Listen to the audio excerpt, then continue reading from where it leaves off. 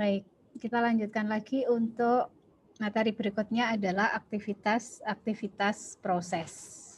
Ya, ada aktivitas apa saja sih di dalam proses perangkat lunak itu? Aktivitas proses itu adalah proses perangkat lunak nyata yang jadi proses perangkat lunak nyata itu adalah urutan dari teknis-teknis yang ini ya bisa interleave gitu ya. Di mana di situ juga ada aktivitas manajerial dan juga aktivitas kolaboratif dengan tujuan secara umum itu untuk spesifikasi, perancangan, implementasi, dan juga pengujian dari sistem perangkat lunak. Ada 4 aktivitas proses dasar ya dari spesifikasi. Jadi ada 4 aktivitas dasar ya.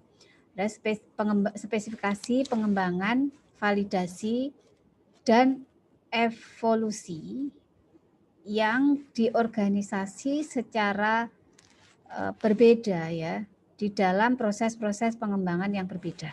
Jadi proses spesifikasi, pengembangan, validasi, dan evolusi itu dia perlu dikelola dengan baik dan tipikalnya berbeda-beda ya antara satu proses dengan proses yang berikutnya. Sebagai contoh, di dalam model waterfall mereka diorganisasikan secara berurutan, di mana di dalam pengembangan incremental tadi sudah kita bahas, itu dia bisa bolak-balik, ya, tidak harus berurutan, tetapi dia bisa kembali lagi ke proses yang sebelumnya. Nah, proses requirement engineering atau rekayasa kebutuhan itu diawali dengan proses elisitasi ya, elisitasi kebutuhan dan analisis ya. Dari analisis dan elisitasi kebutuhan ini kita akan menghasilkan deskripsi perangkat lunak. Di mana setelah itu kita akan melanjutkan dengan kegiatan spesifikasi kebutuhan gitu ya. Spesifikasi kebutuhan ini menghasilkan kebutuhan sistem dan kebutuhan pengguna. Ya. Dan ini tadi bisa balik lagi ya. Kalau misalnya ada yang kurang ya balik lagi gitu. Nah, setelah proses spesifikasi kebutuhan itu biasanya kita akan melanjutkan dengan proses validasi kebutuhan, di mana output dari validasi kebutuhan ini adalah dokumen kebutuhan. Ya, dokumen kebutuhan ini didapatkan dari deskripsi sistem dan juga kebutuhan dari sistem dan pengguna tadi. Ya, oke, itu adalah proses dalam rekayasa kebutuhan. Ya, tipikalnya seperti ini. Nah, dalam spesifikasi perangkat lunak ini adalah sebuah proses yang establishkan gitu ya, yang menentukan gitu, layanan-layanan apa saja yang dibutuhkan dan juga batasan-batasan apa saja di dalam operasi sistem maupun pengembangan sistem. Itu kita spesifikasikan di dalam proses spesifikasi perangkat lunak. Nah, proses di dalam rekayasa kebutuhan ini tadi sudah kita lihat ya dari bagian sebelumnya itu ada analisa dan elisitasi kebutuhan. Analisis dan elisitasi kebutuhan. Apa itu? Jadi di sini adalah mengidentifikasi apa yang diperlukan oleh stakeholder sistem atau apa yang diharapkan dari sistem tadi. Ya. Kemudian yang kedua adalah spesifikasi kebutuhan. Spesifikasi kebutuhan ini mendefinisikan kebutuhan-kebutuhan secara detail. Kalau spesifikasi kebutuhan ini sudah ada, kemudian akan dilanjutkan dengan validasi. Ya, kebutuhan tadi divalidasi dengan melakukan proses pengecekan atau validasi kebutuhan itu. Biasanya dilakukan pengecekannya kepada pengguna. Ya, pengguna atau stakeholder yang terlibat. Di dalam implementasi dan di dalam perancangan perangkat lunak dan implementasi perangkat lunak ini adalah proses yang mengkonversi spesifikasi sistem ke dalam sistem yang bisa dieksekusi ya atau executable system. Nah, ada 2 tahap ya, berarti software design sama implementation. Di dalam software design atau perancangan perangkat lunak, ini merancang struktur dari perangkat lunak itu yang merealisasikan spesifikasi. Jadi spesifikasinya tadi itu direalisasikan dalam bentuk desain perangkat lunak yang terstruktur. Kemudian setelah dilakukan desain, ini biasanya tahapan berikutnya adalah implementasi. Apa itu implementasi? Mentranslate, ya, menerjemahkan struktur desain tadi ke dalam program yang dapat dieksekusi. Biasanya kata lainnya adalah coding, gitu ya, melakukan pembuatan kode.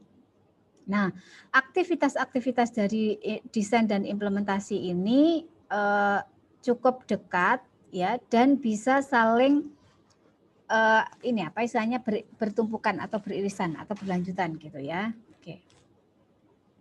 Nah, ini adalah proses desain, ya, general model umum dari proses desain.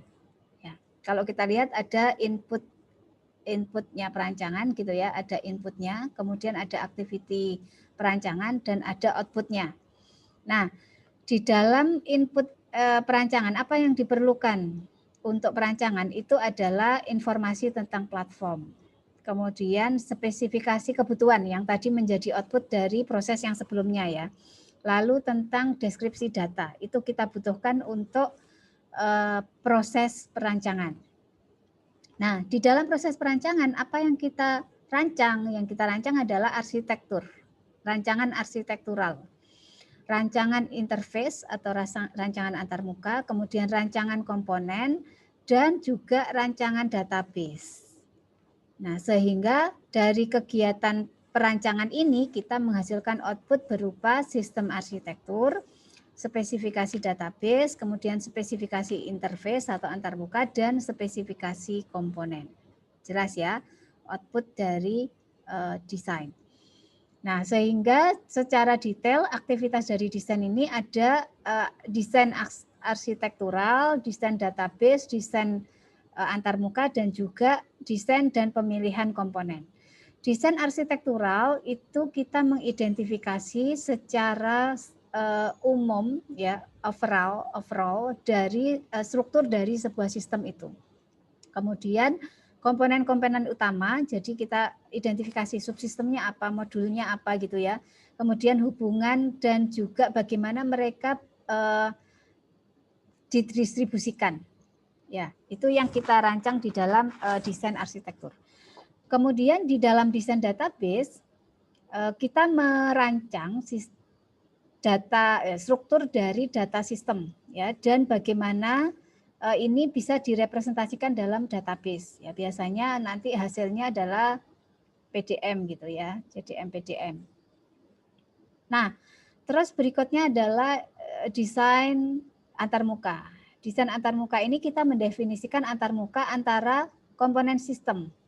Ya, komponen sistemnya macam-macam ya. Kalau misalnya antara sistem dengan pengguna nanti bentuknya UI gitu ya. Tapi kalau misalnya antara sistem dengan sistem lain dia bisa API gitu ya, bisa apa ya, itu kita rancang. Kalau misalnya dia berinteraksi dengan siapa gitu. Antar komponen pun juga kita rancang bagaimana rancangan antar mukanya gitu. Nah, berikutnya adalah rancangan dan seleksi komponen. Ini kita mencari komponen-komponen yang bisa kita gunakan kembali ya. Jika tidak ada berarti kita harus mendesain bagaimana dia bisa beroperasi gitu ya. Nah, tahapan berikutnya setelah desain itu biasanya ada tahapan implementasi sistem ya. Implementasi sistem ini biasanya perangkat lunak itu akan diimplementasi ya dengan mengembangkan program atau beberapa program atau mengkonfigurasi aplikasi-aplikasi sistem gitu ya. Configuring an application system, sistem aplikasi. Jadi implementasi itu kata lainnya itu biasanya adalah coding gitu ya. Nah, desain dan implementasi itu merupakan aktivitas yang interleave untuk kebanyakan tipe software ya, tipe sistem perangkat lunak ya. Di mana pemrograman itu merupakan aktivitas individual yang with no standard process. Jadi belum ada ya proses standar untuk pemrograman itu. Ya, tetapi di dalam proses implementasi ini kita melakukan pemrograman dan debugging. Jadi kalau pemrograman itu menerjemahkan tadi rancangan itu menjadi program yang bisa dieksekusi, maka debugging ini adalah aktivitas untuk menemukan kesalahan program dan menyelesaikan kesalahan tersebut. Ya. Berikutnya, proses berikutnya adalah validasi perangkat lunak. Validasi perangkat lunak ini apa? Verifikasi dan validasi ini dimungkinkan untuk menunjukkan sistem itu confirm, ya. Confirm itu apa? Memenuhi spesifikasi yang sudah kita tentukan tadi di tahapan spesifikasi tadi ya, dan juga memenuhi kebutuhan dari pelanggan ya, dari customer. Nah, di dalam proses validasi perangkat lunak ini melibatkan pengecekan dan juga proses review dan pengujian sistem. Jadi kalau kita bilang kita sedang memvalidasi perangkat lunak, maka kita melakukan pengecekan, mereview proses dan juga menguji sistem. Ya. Nah, pengujian sistem itu biasanya melibatkan eksekusi sistem dengan test case tertentu, ya, yang diturunkan dari spesifikasi dari data nyata, data real, ya, yang kemudian diproses oleh sistem. Jadi biasanya kita menjalankan dengan data yang benar ya. Jadi selama ini kalau teman-teman mungkin ngetes itu kan cuma memasukkan A, B, kayak gitu asal dia jalan. Bukan, tetapi kita seharusnya memang merunning program tersebut sesuai dengan sesuai dengan data yang sesungguhnya ya. Dan biasanya pengujian ini itu biasanya kita sebut dengan aktivitas VNV ya, VNV activity. Jadi aktivitas verifikasi dan validasi gitu ya. Oke. Nah, ini tahapan dari pengujian. Jadi ada komponen testing dulu. Jadi setiap komponen akan diuji atau kita bisa sebut juga dengan unit testing gitu ya. Kalau sudah dia lolos uji, maka kita bisa lanjut ke sistem testing ya. Tes pengujian secara besar keseluruhan sistem. Kemudian kalau dari sistem testing itu juga selesai, maka kita lanjutkan dengan acceptance test, uji ke pengguna. Jadi kalau yang dua ini komponen testing sama sistem testing ini biasanya diuji oleh, kalau komponen testing biasanya diuji oleh programmer gitu kan ya. Komponen testing ini nanti ada tester sendiri yang biasanya akan menguji. Komponen testing juga diuji tester, selain programmer juga tester juga menguji komponen testing. Nanti kemudian kalau acceptance test atau uji penerimaan ini biasanya yang menguji adalah penggunanya. Sudah digunakan secara langsung oleh penggunanya, itu proses ujinya. Nah, kalau ini enggak lolos ya balik lagi ke komponen tes gitu ya. Setelah komponen tes selesai bisa langsung ke acceptance test dan seterusnya gitu. Ya, jadi alurnya seperti itu. Nah, jadi ini tahapan testing, ada komponen testing, ini adalah individual komponen itu dites secara independen. Ya, komponen mungkin berfungsi ya, fungsi atau objek atau coherent grouping of this entity gitu ya. Komponennya ini diuji fungsionalitasnya ya. Dia bisa jalan apa enggak gitu. Nah, kalau yang sistem testing itu adalah testing sistem secara keseluruhan, di mana dia testing of emergent properties ini itu adalah tes sesuatu yang sangat penting gitu ya, sesuatu yang sangat penting dan ini harus kita lakukan.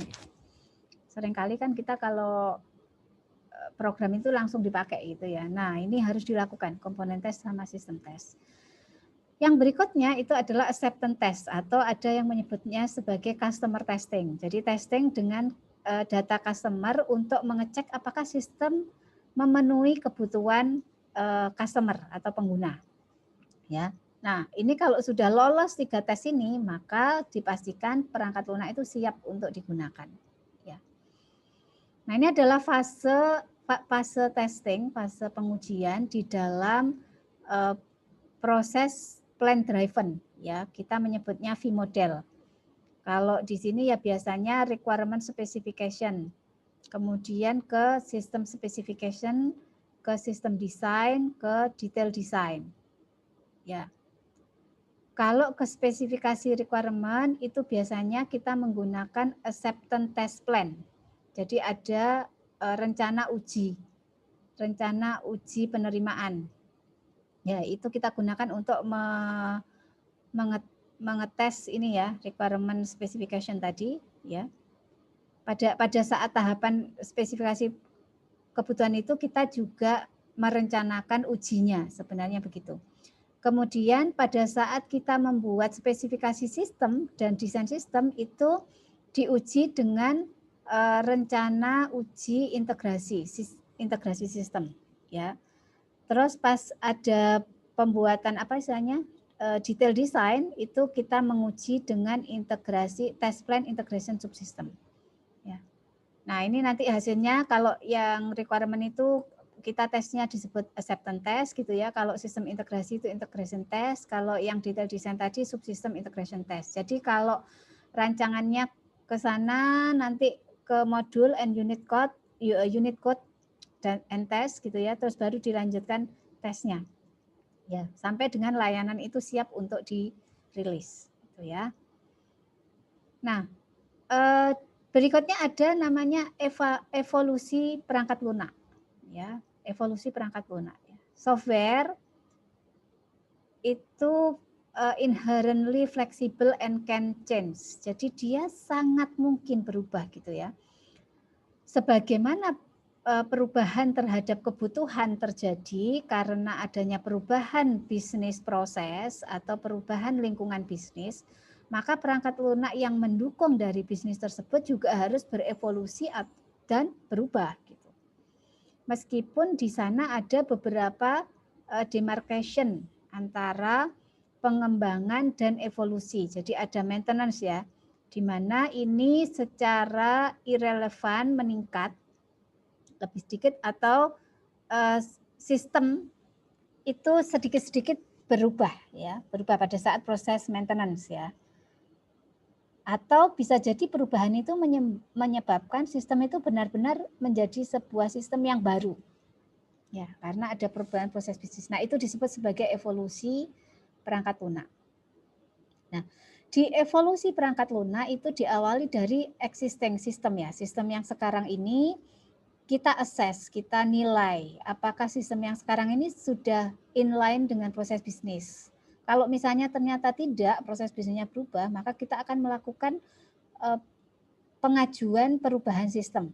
Ya, kalau disetujui maka kita lakukan modifikasi sistem. Modifikasi sistem ini bisa dengan mendefinisikan sistem requirement yang baru gitu ya, atau langsung dimodif sehingga dia menjadi satu sistem baru. Ya, terus kemudian di assess lagi sesuai atau enggak. Nah, ini proses evolusi sistem itu seperti ini. Baik, itu adalah beberapa proses itu adalah beberapa aktivitas proses di dalam perangkat lunak. Kita akan lanjut ke materi berikutnya adalah coping with change.